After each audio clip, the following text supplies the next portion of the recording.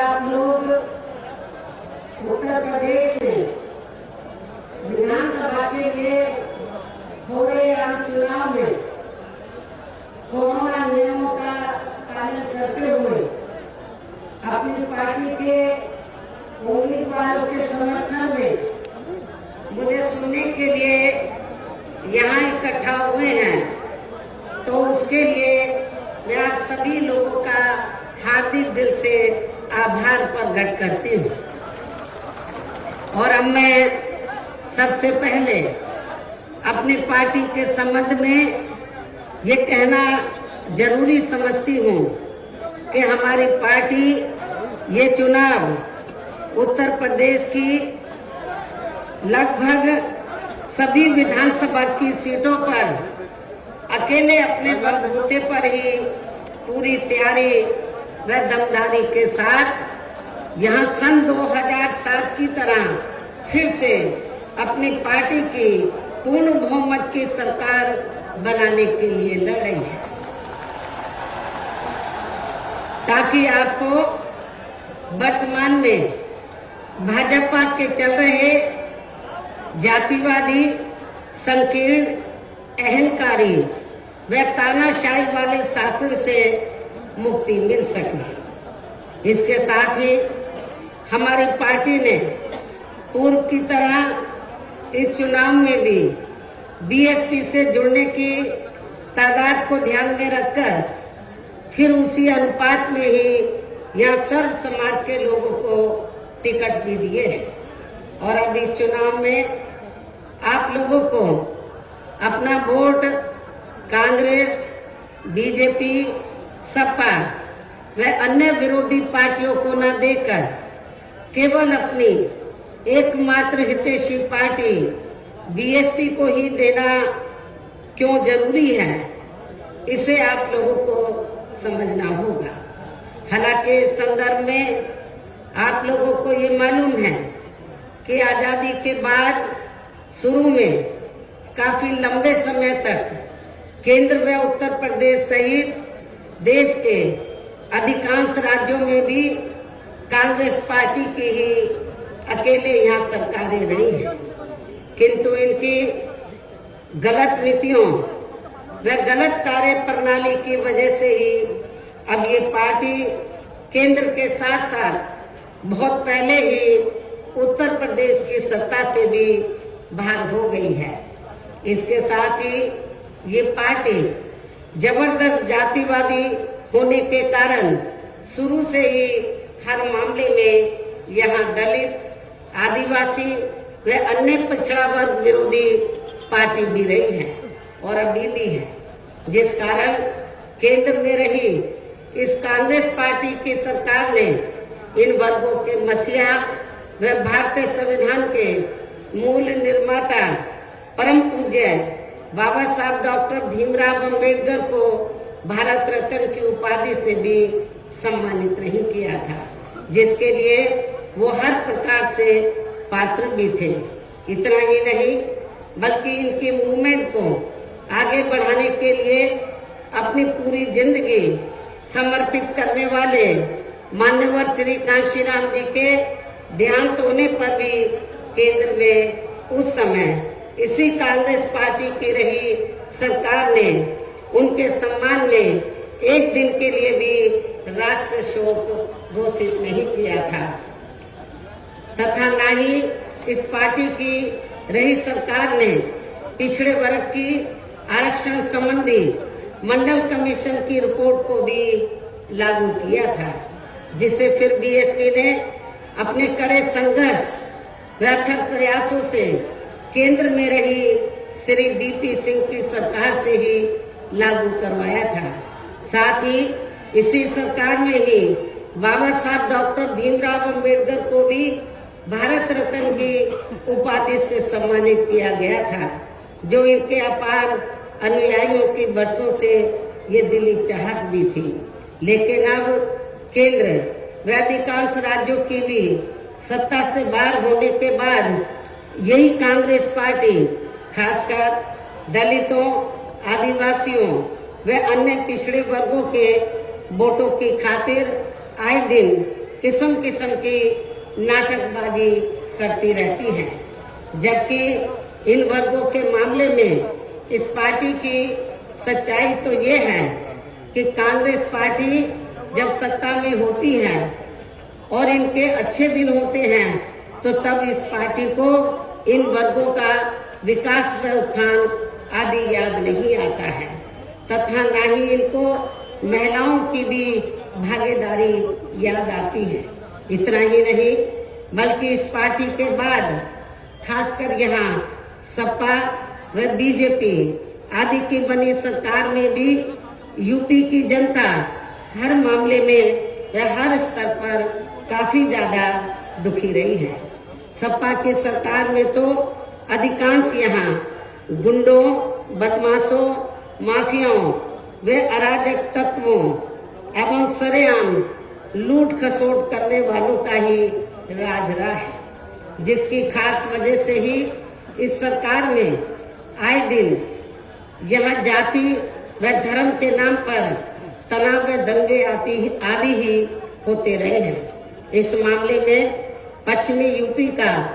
मुजफ्फरनगर कांड इसका खास उदाहरण है। प्रदेश में विकास के कार्य भी ज्यादातर यहाँ एक विशेष क्षेत्र व एक विशेष समुदाय के लोगों तक ही सीमित होकर रह गए। और इतना ही नहीं, सपा की सरकार के चलते दलित व अति पिछड़े वर्गों के लोगों के साथ तो हर स्तर पर सोतेला रवैया अपनाया गया है। आप लोगों को ये मालूम है कि जब सपा पावर में आई तो सपा सरकार ने एक काम ये किया सबसे पहले सत्ता में आते ही कि हमारी पार्टी की सरकार ने जो दलित और अन्य पिछड़े वर्ग में समय समय पर संत गुरु और महापुरुष हुए तो उनको आदर सम्मान देने के मकसद से उद्देश्य से हमारी पार्टी की सरकार ने जिन नए जिलों के नाम इनके नाम से रखे, नई योजनाओं के नाम इनके नाम से रखे तो उनको बदल दिया। और इतना ही नहीं, मैं सरकारी कर्मचारियों को भी ये बताना चाहती हूँ कि जब पदोन्नति में आरक्षण को लेकर तो पार्लियामेंट में बिल आया तो यही समाजवादी पार्टी थी जिसने इस बिल को फाड़ दिया था और इस बिल को पास नहीं होने दिया ताकि जो दलित वर्ग के लोग हैं उनको पदोन्नति में आरक्षण की सुविधा न मिल सके। ये समाजवादी पार्टी का कैरेक्टर है, चाल चरित्र है। इसी प्रकार भाजपा सरकार की भी नीतियां व कार्यशैली अधिकांश यहाँ जातिवादी, पूंजीवादी एवं आरएसएस के संकीर्ण एजेंडे को ही लागू करने पर टिकी रही है, जिससे प्रभावित एवं शिकार हुए लोगों का इस सरकार में सही से विकास व उत्थान आदि नहीं हो सका है। साथ ही इनका हर स्तर पर काफी ज्यादा उत्पीड़न भी किया गया है। धर्म के नाम पर हमेशा यहाँ तनाव व नफरत आदि का वातावरण ही बना रहा है, ये किसी से छिपा नहीं है। प्रदेश में हर प्रकार के अपराध भी काफी ज्यादा बढ़े हैं। खासकर दलित व महिलाएं भी इस सरकार में कतई भी सुरक्षित नहीं रही है, लेकिन मीडिया में इनके आंकड़ों को ज्यादातर दबा दिया जाता है। आपके आगरा में तो इतना बुरा हाल है दलितों का कि पुलिस की कस्टडी में तो दलित वर्ग के एक नवयुवक को मार दिया जाता है, ये भी किसी से छिपा नहीं है। इसके अलावा प्रदेश में गरीबों, मजदूरों, बेरोजगारों व अन्य मेहनतकश लोगों के साथ साथ दलितों, आदिवासियों, अन्य पिछड़े वर्गों,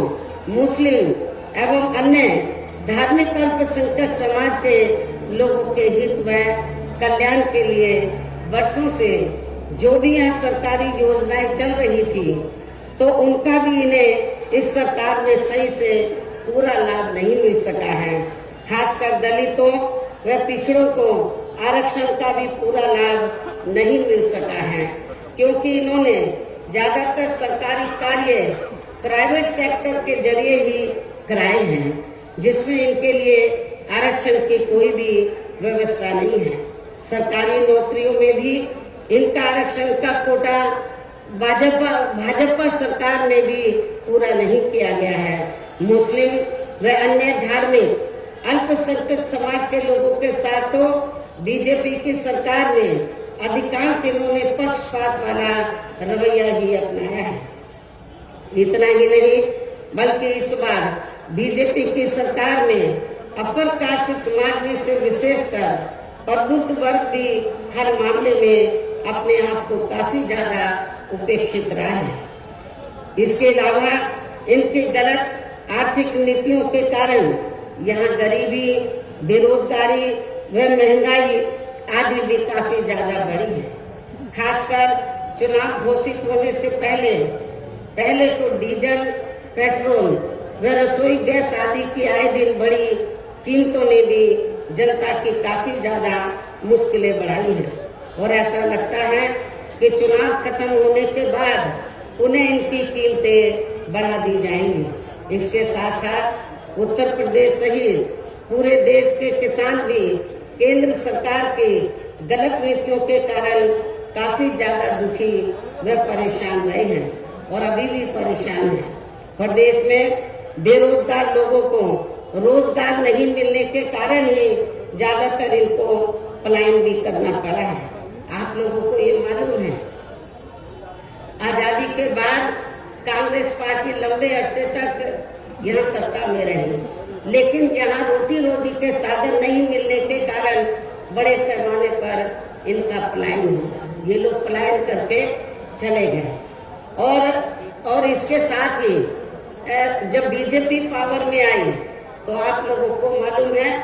कि ये सिलसिला जारी रहा और कोरोना काल में जो लोग बाहर के राज्यों से वापस आ गए, जब उनको रोटी रोजी के साधन नहीं मिले तो उन्हें पुनः पलायन करना पड़ा।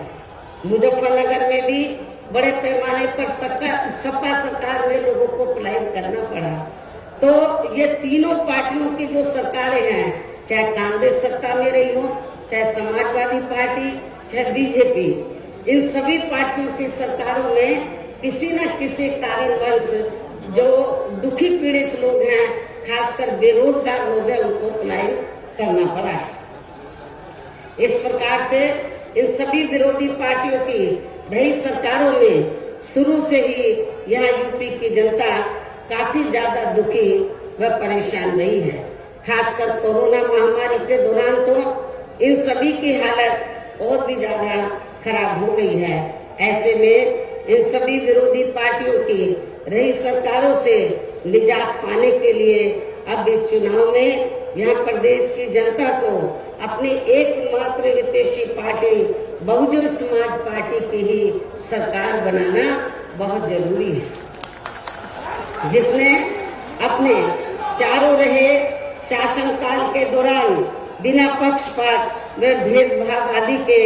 यहाँ कमजोर एवं उपेक्षित वर्गों के लोगों के साथ साथ सर्व समाज में से गरीबों,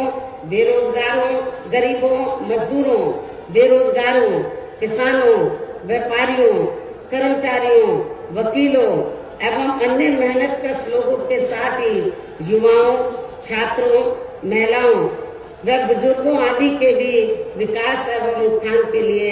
अनेक ऐतिहासिक एवं महत्वपूर्ण कार्य किए हैं। इसके अलावा बीएसपी की रही सरकार में दलित एवं अन्य पिछड़े वर्गों में जन्मे अपने महान संतों, गुरुओं व महापुरुषों आदि को भी विभिन्न रूपों में पूरा आदर सम्मान दिया गया है, जिनकी यहाँ सभी विरोधी पार्टियों की रही सरकारों में काफी ज्यादा उपेक्षा की गई है। इसके साथ साथ बीएसपी की सरकार में पूर्व की तरह ही यहाँ सभी वर्गों, धर्मों व विभिन्न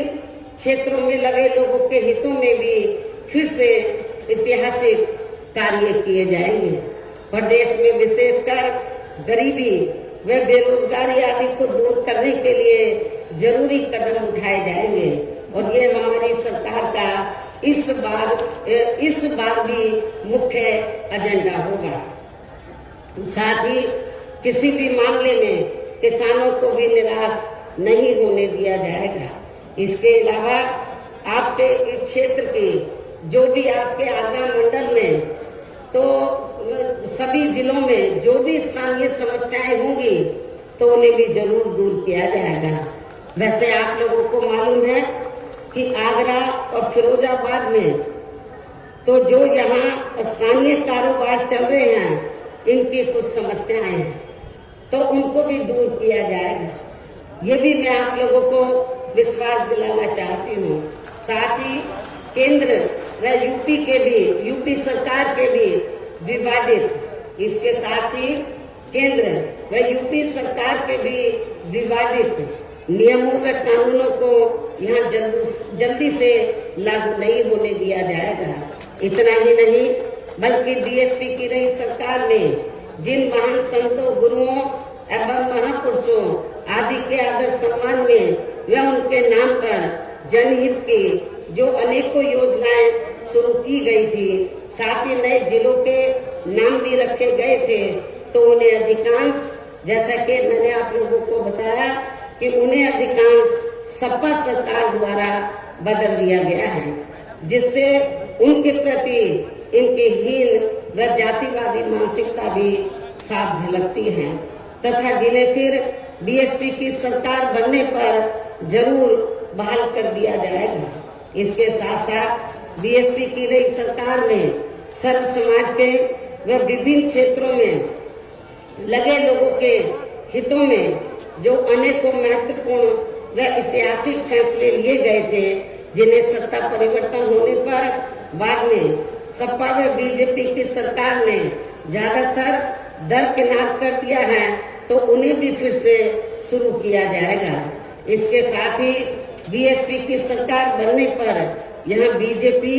व सपा आदि के शासनकाल की तरह कानून व्यवस्था को किसी भी कीमत पर खराब व लचर नहीं होने दिया जाएगा और हर स्तर पर कानून द्वारा कानून का राज कायम किया जाएगा। जाति व धर्म के नाम पर यहाँ लोगों का किसी भी प्रकार से शोषण व उत्पीड़न आदि नहीं होने दिया जाएगा। खासकर कानून व्यवस्था को बेहतरीन बनाने के लिए विशेष अभियान के तहत व दलगत राजनीति से ऊपर उठकर यहाँ गुंडों, बदमाशों, माफियाओं व अन्य आपराधिक एवं अराजक तत्वों को भी जेल की सलाखों में ही भेजा जाएगा। जहां मेरी सरकार में इनकी जेल के बाहर नहीं बल्कि जेल के अंदर ही सही जगह होती है। इतना ही नहीं बल्कि जाति, धर्म व राजनीतिक द्वेष की भावना के तहत जिन लोगों को खासकर धरना प्रदर्शन आदि के नाम पर जबरदस्ती गलत धाराओं में फंसाकर उन पर अनेकों केस चलाए हुए हैं वर्तमान भाजपा सरकार में, तो उन मामलों की भी सही से जांच करा के उनके केस भी खत्म किए जाएंगे। अर्थात वर्तमान भाजपा सरकार में प्रदेश की जेलें जो अधिकांश ऐसे लोगों से भर दी गई हैं, तो उन्हें खाली करा के केवल यहाँ आपराधिक तत्वों को ही रखा जाएगा। इसके अलावा प्रदेश में खासकर शिक्षा के क्षेत्र में व अन्य और विभागों के भी कर्मचारी जो आए दिन अपनी मांगों को लेकर धरना प्रदर्शन एवं हड़ताल आदि करते रहते हैं, तो उन सभी मामलों को निपटाने के लिए एक आयोग का गठन किया जाएगा और उनकी सही मांगों को मान लिया जाएगा। इसके साथ ही यहाँ मैं ये भी कहना चाहती हूँ कि कुछ महीने पहले मैंने दिनांक 7 सितंबर को प्रबुद्ध वर्ग की सुरक्षा, सम्मान व तरक्की आदि को लेकर किए गए सम्मेलन में तथा इसके बाद दिनांक 9 अक्टूबर को माननीय श्री कांशीराम जी की पुण्यतिथि के मौके पर भी मैंने सर्वजन हिताय व सर्वजन सुखाय को लेकर जो भी कार्य करने के लिए कहा है, तो उन पर भी जरूर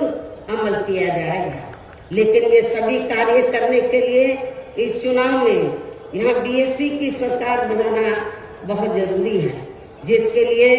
पार्टी के लोगों को वोट पड़ने तक या सभी विरोधी पार्टियों के साम दाम दंड भेद आदि हथकंडों से भी जरूर सावधान रहना है। और इस मामले में विरोधी पार्टियां चुनाव होने से कुछ समय पहले या चुनाव के दौरान भी खासकर अपने अपने पक्ष में हवा बनाने के लिए मीडिया व ओपिनियन पोल एवं सर्वे आदि का जो बड़े पैमाने पर गलत इस्तेमाल करती हैं, तो उससे आप लोगों को बिल्कुल भी गुमराह नहीं होना है। ये बात मैं आपको बार बार कहती रही हूँ और आज फिर दोहराना चाहती हूँ। इतना ही नहीं बल्कि इस बार कुछ जातिवादी मीडिया ने इस चुनाव में हमारी पार्टी के लोगों का मनोबल गिराने में भी ये कहकर कोई कसर नहीं छोड़ी है कि इनके नेता कहीं नजर नहीं आ रही है। ये आए दिन मीडिया में इसको न्यूज को फ्लैश करते रहे, जबकि इस मामले में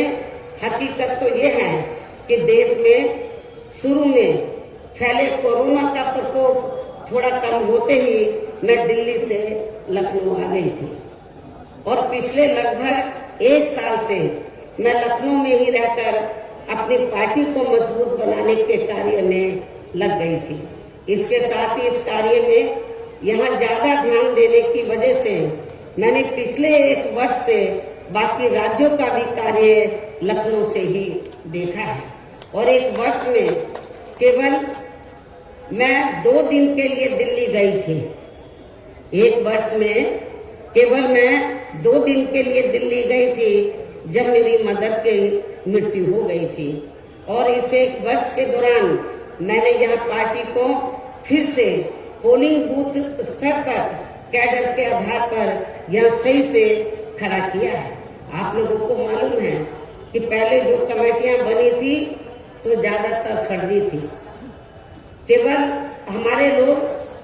बता देते थे, नीचे के स्तर के पदाधिकारियों को खुद जाकर कमेटी नहीं बनाते थे। इस बार मैंने सख्त निर्देश दिए कि कमेटी सही होनी चाहिए और जो बड़े बड़े पदाधिकारी हैं वो भी जाकर कमेटी बनाएंगे, ये भी मैंने कहा। तो इस एक कहने का तात्पर्य ये है कि इस 1 वर्ष के दौरान मैंने यहाँ पार्टी को फिर से पोलिंग बूथ स्तर पर कैडर के आधार पर यहाँ सही से खड़ा किया है तथा सब समाज के काफी नए लोगों को भी तैयार किया है। इसके साथ ही पोलिंग बूथों की कमेटियों के बनने के बाद फिर मैंने अपने ज्यादातर निवास स्थान पर ही उनकी समीक्षा बैठकें भी की है और ये कार्य खत्म होने के बाद फिर मैंने इस बार उम्मीदवारों का चयन करने के मामले में भी विशेष ध्यान दिया है, क्योंकि इस मामले में पिछले चुनाव में हमारी पार्टी के कुछ वरिष्ठ नेताओं ने जो अधिकांश दूसरी पार्टियों में चले गए हैं, उन्होंने काफी विश्वासघात किया है। पिछले बार चुनाव में उन्होंने काफी विश्वासघात किया, न जातीय समीकरण का ध्यान रखा, बल्कि सुनने में तो ये आया कि दूसरी पार्टियों के उम्मीदवारों से साठगांठ करके हमारे नेताओं ने ज्यादातर डमी कैंडिडेट खड़े कर दिए, जिसकी वजह से पिछले विधानसभा चुनाव में हमारी पार्टी का अच्छा रिजल्ट नहीं आ सका। इस चीज का मैंने विशेष ध्यान दिया इस बात की तरफ और मैंने ये फैसला लिया कि इस बार मैं ये कार्य अपनी देखरेख में खुद करूंगा। चाहे तो 3 विधानसभा की सीटें हैं, एक सीट पर मैं उम्मीदवार से खुद मिली हूँ, अपने रेजिडेंस पर उनका पूरा परिचय लिया, तो तब मैंने उनका टिकट फाइनल किया है ताकि पिछले चुनाव की तरह हमारे साथ कोई धोखा न हो जाए। और इसके बाद जैसे ही मैं इस कार्य से कल मैं फ्री हुई इस कार्य से, तो आज मैं अपनी पार्टी के उम्मीदवारों को जिताने की अपील करने के लिए यूपी की दलितों की खास राजधानी आगरा में आप लोगों के बीच में आ गई हूँ।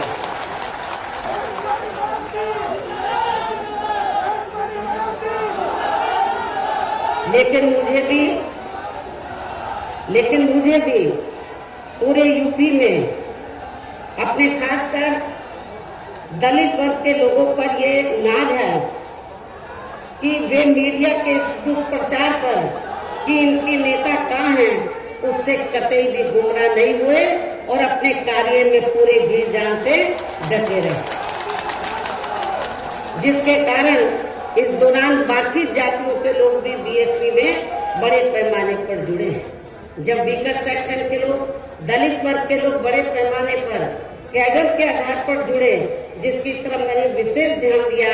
तो फिर जो बाकी जातियां हैं वो भी बड़े पैमाने पर बीएसपी में जुड़ी है। और अब इस बार चुनाव में फिर से मैं मीडिया बंधुओं को ये बताना चाहती हूँ, जो ये गलत खबर दिखाते रहे कि बहन जी की तरह है, बहन जी इसी काम में लगी थी, इनको मैं बताना चाहती हूँ चुनाव की तैयारी में लगी हुई थी। और अब मैं मीडिया बंधुओं को ये बताना चाहती हूँ कि अब इस बार चुनाव में फिर से सन 2007 की तरह बीएसपी का चौंकाने वाला रिजल्ट आएगा। ये भी मैं मीडिया बंधुओं को बताना चाहती हूँ। आप लोगों को याद होगा कि जब सन 2007 में विधानसभा का आम चुनाव हुआ था, तो उस दौरान मीडिया इस बात के चुनाव की तरह बीएसपी को कहीं आंकता नहीं था। और बीएसपी के बारे में क्या बोलता था, इनका ओपिनियन पोल, सर्वे आदि क्या बोलता था कि बीएसपी तीसरे नंबर पर रहेगी। जब रिजल्ट आया तो बीएसपी नंबर 1 पर आई और एब्सोल्यूट मेजॉरिटी की सरकार बनी। और मुझे तो लग रहा है ऐसा इस बार भी होने वाला है। मीडिया का ओपिनियन पोल, सर्वे आदि धरा का धरा रह जाए। इसके साथ ही मैं आप लोगों को ये भी कहना चाहती हूँ कि आप लोगों को पूर्व की तरह इस चुनाव में भी विरोधी पार्टियों ने विभिन्न रूपों में जो अपने हवाई व प्रलोभन भरे चुनावी घोषणा पत्र आदि जारी किए हैं, जिन्हें सत्ता में आने के बाद ये पार्टियां अधिकांश अमल में नहीं लाती हैं, तो उनके बहकावे में भी आपको कतई नहीं आना। जबकि इस मामले में बीएसपी किसी भी चुनाव में विरोधी पार्टियों की तरह अपना कोई भी चुनावी घोषणा पत्र आदि जारी नहीं करती है, क्योंकि बीएसपी कहने में बहुत कम बल्कि कार्य करके दिखाने में ही ज्यादा विश्वास रखती है। और ऐसा हमने यहाँ यूपी में अपने चारों रही सरकारों के दौरान करके भी दिखाया है। इतना ही नहीं बल्कि हमारी पार्टी के चारों रही सरकारों ने प्रदेश में बिगड़ी हुई कानून व्यवस्था को सुधारने के साथ साथ जो असंख्य के साथ साथ प्रदेश के विकास एवं आम जनहित के लिए जो असंख्य अति महत्वपूर्ण कार्य किए हैं, वो अभी तक यहाँ किसी भी विरोधी पार्टी की सरकार ने नहीं किए हैं। आपको मालूम है कि बीजेपी के लोग कहते रहते हैं हमने गरीबों को इतने मकान दिए हैं, कई नजर आ रहे हैं। जब मेरी सरकार थी आपके आगरे में ही बड़े पैमाने पर हमने गरीबों को फ्री मकान बनाकर दिए, वो आपको नजर आते हैं। कहाँ हैं इनके मकान? तो वो आपको बहुत कम ही नजर आएंगे। बल्कि और इतना ही नहीं, तो मैं जैसा कि आपको बताया कि हमारी सरकार ने प्रदेश के विकास एवं आम जनहित के लिए जो असंख्य अति महत्वपूर्ण कार्य किए हैं, वो अभी तक यहाँ किसी भी विरोधी पार्टी की सरकार ने नहीं किए हैं। बल्कि ज्यादातर उन्हीं कार्यों के नाम जो हमारी सरकार ने कार्य किए थे,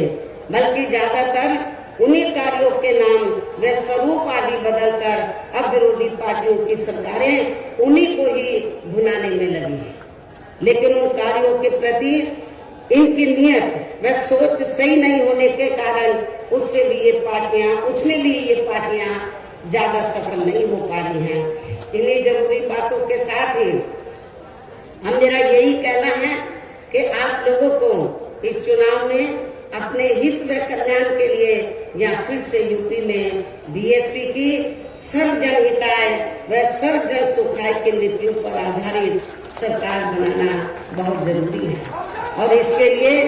पार्टी के लोगों को, इसके लिए बीएसपी के लोगों को वोट पड़ने वाले दिन कोरोना नियमों का पालन करते हुए सबसे पहले सुबह उठते ही व समय से अपने अपने पोलिंग बूथों पर अपना वोट डालने के लिए जाना है। वोट वाले दिन याद रखो, बहुजन समाज पार्टी के लोगों, जो बीमार हैं, बुजुर्ग हैं, उनको छोड़कर जो बाकी लोगों को उस दिन आप लोगों को उपवास रखना है। कब तक? जब तक आप लोग अपने अपने पोलिंग बूथों पर वोट डालकर अपने घरों में वापस नहीं आ जाते। और इस मामले में हमारी जो महिलाएं हैं वो भी पीछे नहीं रहेंगी, ये भी मैं बताना चाहती हूँ। तो सुबह उठते ही सबसे पहले अपने अपने पोलिंग बूथों पर आप लोगों को वोट डालने के लिए जरूर जाना है। इसके साथ ही आपका वोट अन्य कोई व्यक्ति डाल न सके, इसका भी आप लोगों को खुद ही ध्यान रखना है। इसके साथ साथ अपनी पार्टी का कोई भी वोट पड़ने से ना रह जाए, तो उसका भी पार्टी की हर पोलिंग बूथ की कमेटी को विशेष ध्यान रखना है। और अब अंत में मेरी बीएसपी के लोगों से यही अपील है कि पार्टी ने या आपके क्षेत्र में, आपके आगरा मंडल में जिन भी विधानसभा की सीटों पर अपने उम्मीदवारों को चुनाव के मैदान में उतारा है, जो यहाँ आपके बीच में मौजूद भी हैं। हमारे आगरा मंडल के जो प्रत्याशी हैं, तो जहाँ जहाँ से भी वो चुनाव लड़े हैं, तो जिनको हमने चुनाव के मैदान में उतारा है, ये आपके सामने जो स्टेज बना है, आपके बीच में यहाँ खड़े हुए हैं और आप लोगों से वोट की अपील कर रहे हैं। और बीएसपी के जो ये उम्मीदवार हैं, तो इनको जिताने के लिए आप लोगों से अपील कर रहे हैं। जो यहाँ आपके बीच में मौजूद हैं, तो उन्हें आप लोगों को वोट वाले दिन अपनी पार्टी के हाथी चुनाव चिन्ह के सामने वाले बटन को दबा के जरूर जिताना है। बीएसपी का चुनाव चिन्ह क्या है? हाथी। और आपकी आबादी हाथी की तरह विशाल है। आप लोगों को अपनी विशाल आबादी को ध्यान में रखकर, आपका वोट बहुत ज्यादा है, आप लोगों को हाथी चुनाव चिन्ह के सामने वाले बटन को दबाकर इनको जरूर कामयाब बनाना है। अपनी पार्टी के लोगों को, जो जिम्मेदार लोग हैं, उनको ये बताना है, इस क्षेत्र, इस मंडल के लोगों को, कि बीएसपी ने अपनी सरकार के दौरान जो कार्य किए हैं, मेरे ख्याल आजादी के बाद किसी भी पार्टी की सरकार ने उतने कार्य नहीं किए हैं। चाहे डेवलपमेंट का मामला है, चाहे लॉ एंड ऑर्डर का मामला है। और इतना ही नहीं, जिन हमारे संतों, गुरुओं और महापुरुषों को बरसों से आदर सम्मान नहीं मिला था, उन्हें भी हमारी पार्टी की सरकार ने पूरा पूरा आदर सम्मान दिया है। और जब आप लोग लखनऊ जाते हैं, पहले का लखनऊ आप लोगों ने देखा होगा और मेरे सत्ता में आने के बाद का लखनऊ देखा होगा। लोग बाहर के राज्यों से आते हैं, विदेशों से आते हैं, कहते हैं कि ये तो लखनऊ की तस्वीर बदल गई, लखनऊ की तस्वीर बदल गई। और इतना ही नहीं, आपके आगरा मंडल में भी मैंने काफी काम किया। लोग कहते हैं कि मथुरा धार्मिक स्थल है, मथुरा जिला में मंदिर है, मस्जिद है, गुरुद्वारे हैं, बौद्ध विहार है, सब हैं, लेकिन उस धार्मिक स्थल को, उस जिले में विभिन्न धर्मों को मानने वाले लोग रहते हैं, विभिन्न धर्मों के, लेकिन उस जिले का जो थोड़ा घना विकास हुआ मेरी सरकार में हुआ, उसके बाद मथुरा जिले का कोई विकास नहीं हुआ है। ये भी मैं मथुरा के लोगों को बताना चाहती हूँ। केवल मीडिया में हवाई बातें करते रहते हैं और लोगों को धर्म की आड़ में उनके जो भावनाएं हैं, तो उनकी भावनाओं की आड़ में तो लोगों का वोट लेने का प्रयास करते हैं, लेकिन हकीकत में जमीनी तौर पर वहाँ पर कोई विकास का काम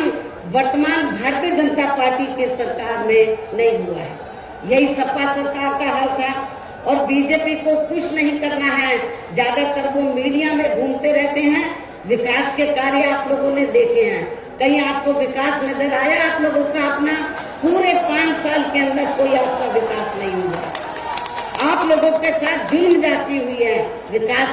किनका हुआ है? जो बड़े बड़े पूंजीपति हैं, जो बड़े बड़े धन्ना सेठ हैं, जो आरएसएस के लोग हैं, उनका विकास हुआ है। आप लोगों का विकास नहीं हुआ है। यदि आप लोग चाहते हैं कि आप लोगों का विकास हो, सर्व समाज का विकास हो, तो आप सभी धर्मों के लोगों का विकास हो, सभी जाति के लोगों का विकास हो, तो फिर आप लोगों को